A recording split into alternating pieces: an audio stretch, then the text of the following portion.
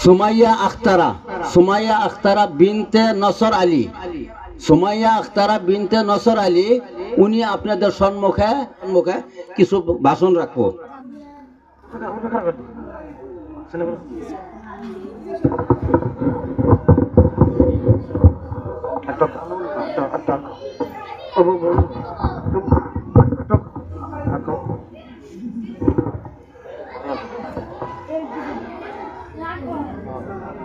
আসসালামু আলাইকুম ওয়া রাহমাতুল্লাহি ওয়া বারাকাতুহু।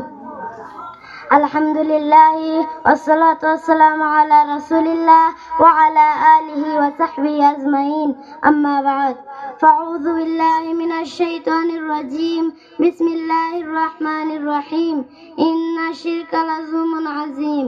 সম্মানীয় আজিৰ সভাপতি মহোদয়, বিচাৰক মণ্ডলী, মোৰ শিক্ষাগুৰুসকল আৰু মোৰ সহপাঠী ছাত্ৰী বান্ধৱীসকল, আজি মই আপোনালোকৰ সন্মুখত যি বিষয়ে দুআষাৰ ক'বলৈ থিয় হৈছো সেয়া হৈছে শিৰিক আৰু ইয়াৰ ভয়াৱহতা।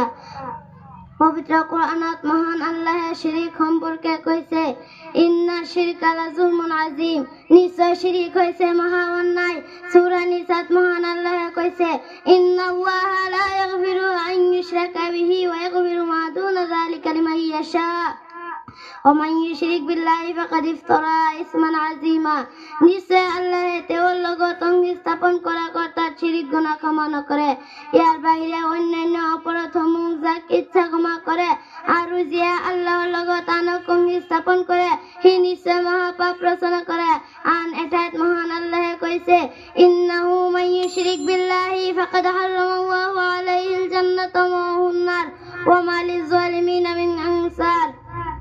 নিশ্চয় যিয়ে আল্লাহৰ লগত অংশীদাৰ স্থাপন কৰে আল্লাহ তাৰ ওপৰত জান্নাত আৰাম কৰি দিছে, আৰু তাৰ ঠিকনা হ'ব জাহান্নাম, আৰু জালিমসকলৰ বাবে কোনো সহায়কাৰী নাই।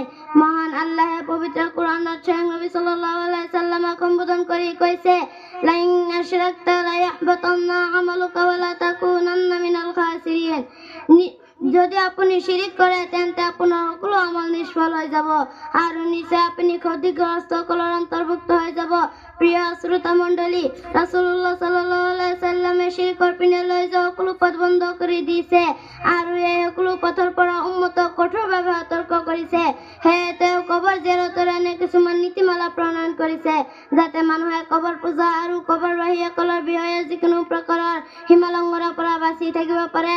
তাৰে কিছুমান হৈছে যেনে, নম্বৰ 1, ৱালি আউলিয়া আৰু পুণ্যৱান লোকসকলৰ ক্ষেত্ৰত সীমালংঘন কৰিবলৈ তেখেতে নিষেধ কৰিছে, কিয়নো এনেকুৱা ক্ষেত্ৰত সীমালংঘন কৰাৰ কাৰণে মানুহে তেওঁলোকৰ ইবাদত বা উপাসনাত লিপ্ত হয়। তেখেতে কৈছে, ইয়্যাকুমুল গুলুৱা ফা ইন্নামা হালাকা মান কানা ক্বাবলাকুম বিল গুলুৱি ফিদ্দীন।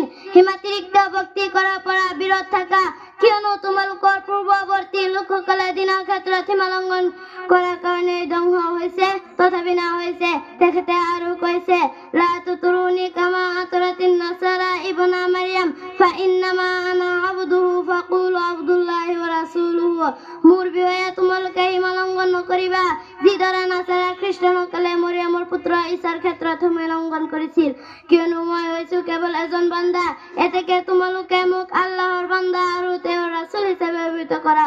নম্বৰ 2, ৰাসূলুল্লাহ সাল্লাল্লাহু আলাইহি সাল্লামে কবৰৰ ওপৰত সুদ স্থাপন কৰাৰ পৰা নিষেধ কৰিছে, যেনে আবুল হায়াস আল আসাদীৰ পৰা বৰ্ণিত।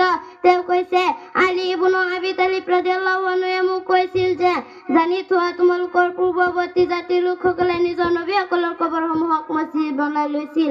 সাৱধান, তোমালোকে কবৰসমূহক মছজিদ বা চাজা স্থান বনাই নলবা। মই তোমালোকক ইয়াৰ পৰা নিষেধ কৰো। অৱশেষত আল্লাহৰ ওচৰত দোৱা কৰো, হে আল্লাহ, আমাক সকলোকে শিৰকৰ দৰে ভয়াৱহ গুনাহকে আদি কৰি সকলো প্ৰকাৰৰ গুনাহৰ পৰা ৰক্ষা কৰা। আমিন। ওয়া আখিৰি দাৱানা আনিল হামদুলিল্লাহি ৰাব্বিল আলামিন। আসসালামু আলাইকুম ওয়া ৰাহমাতুল্লাহি ওয়া বাৰাকাতুহু।